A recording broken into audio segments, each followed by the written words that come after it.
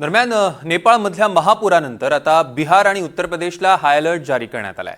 गंडक आणि नारायणी नदीच्या पाणी पातळीत वाढ होण्याची शक्यता आहे, त्यामुळे दोन्ही राज्यांना सतर्कतेचा इशारा आहे। बिहारच्या गंडक बंधाऱ्याचे सगळे 36 दरवाजे उघडण्यात आले आहेत। उत्तर प्रदेशच्या पूरप्रवण भागातल्या नागरिकांना सुरक्षित स्थळी हलवण्याची तयारी सुरू करण्यात आली आहे। केंद्रीय गृहमंत्री अमित शहा यांनी बिहारचे मुख्यमंत्री सम्राट चौधरी यांच्यासोबत दूरध्वनीवरून चर्चा केली आहे।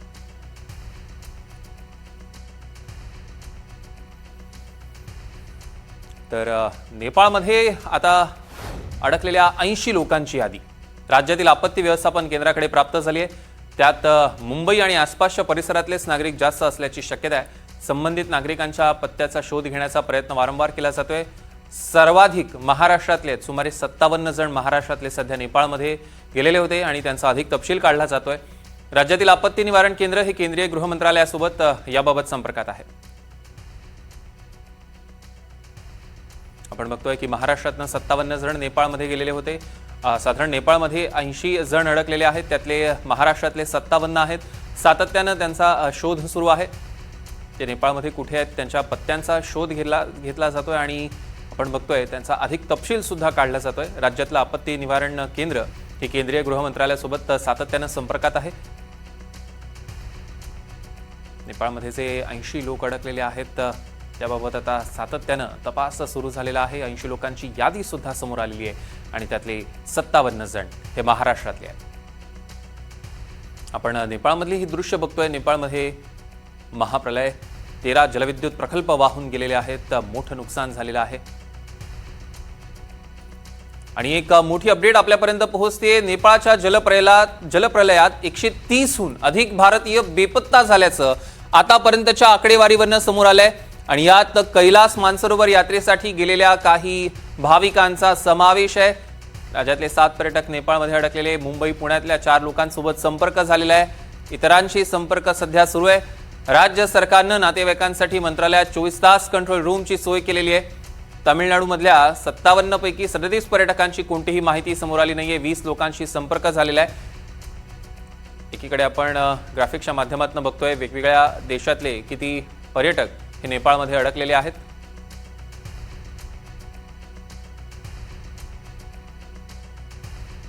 या क्षणाची एक मोठी बातमी आपण बघतोय आणि नेपाळमधल्या विनाशाला चीन जबाबदार असल्याचा आता आरोप करण्यात येतोय। चीनमधल्या पुराची माहिती नेपाळला 45 मिनिट उशिराने दिल्याचा आरोप करण्यात येतोय।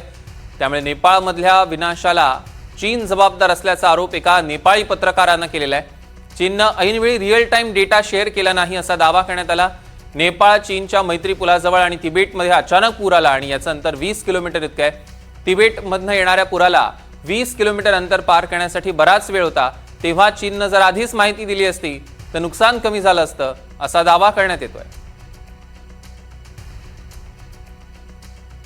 तर नेपाळच्या रसुवा जिल्ह्यात आलेल्या विनाशकारी पुरानंतर शास्त्रज्ञांनी आणखी एका संभाव्य आपत्तीचा इशारा दिलेला आहे। काठमांडू स्थित international centre for integrated mountain डेव्हलपमेंटच्या मते नेपाळ चीन सीमेच्या वरच्या भागात एक अडथळा अजूनही कायम आहे आणि तो जर ओलांडला तर पुन्हा एकदा पूर येऊ शकतो। आणि हा इशारा अशा वेळी आलाय जेव्हा अलीकडील पुरामुळे मोठ्या प्रमाणात विध्वंस झालेला आहे। अनेक वस्त्या, रस्ते, पायाभूत सुविधांचं मोठं नुकसान झालंय। शास्त्रज्ञ आता या आपत्तीच्या कारणांचा आणि येत्या काही दिवसात धोका आणखी वाढू शकतो का याचा तपास करताय।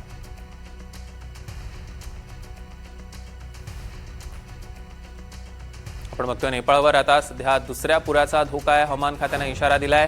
दरम्यान नेपाळ आणि तिबेट सीमेवरील भीषण फ्लॅश फ्लडमुळे मोठी जीवितहानी झाल्याची भीती व्यक्त केली जाते। आध्यात्मिक गुरु सद्गुरू जग्गी वासुदेव यांनी आपत्तीबाबत गंभीर चिंता व्यक्त करताना नेपाळच्या बाजूला शेकडो लोक बेपत्ता असल्याची माहिती दिली। संपर्क व्यवस्था पूर्णपणे खंडित झाल्यानं आणि रस्ते बंद झाल्यानं परिस्थितीची नेमकी माहिती मिळवण्यात अडचणी येतात। विशेष म्हणजे विविध देशातले 80 जणांचा एक ट्रेकिंग गट या परिसरात आहे। त्यांच्या सुरक्षिततेबाबत चिंता वाढलेली आहे। बघूया त्यांनी काय म्हटलंय।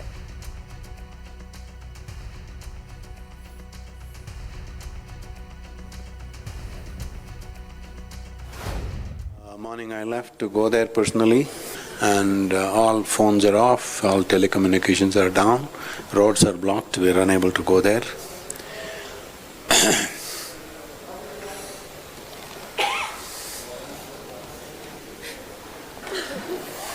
One of our groups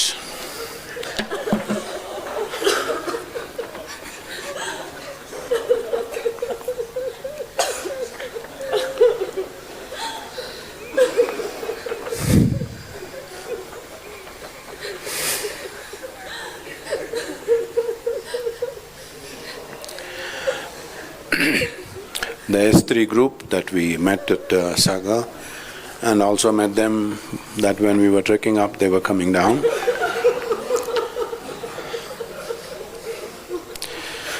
Of which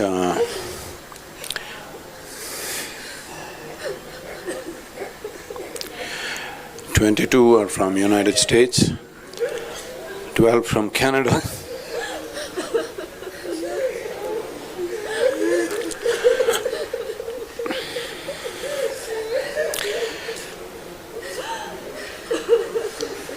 $11 from Australia. दरम्यान नेपाळच्या मदतीला आता भारत धावलेला आहे. लष्कराचे ट्रक्स नेपाळकडे रवाना झालेले आहेत. ही ताजी दृश्य एनडीटीव्ही मराठीच्या स्क्रीनवरची बघतोय, जी आत्ताची दृश्य आहेत. काठमांडूमध्ये भारतीय लष्कर आता बचाव कार्य करणार आहे. नेपाळमधील पुरानंतर भारत सरकारचा तातडीचा आणि मोठा निर्णय. या क्षणाची सगळ्यात मोठी बातमी आपण बघतोय. नेपाळच्या मदतीला भारत धावून गेलेला आहे. ही आत्ताची ताजी दृश्य एनडीटीव्ही मराठीच्या स्क्रीनवर आपण बघतोय. लाईव्ह दृश्य आहेत. लष्कराचे ट्रक्स नेपाळकडे आता रवाना झालेले आहेत. काठमांडूमध्ये भारतीय लष्कर आता बचाव कार्य तातडीनं सुरू करणार आहे.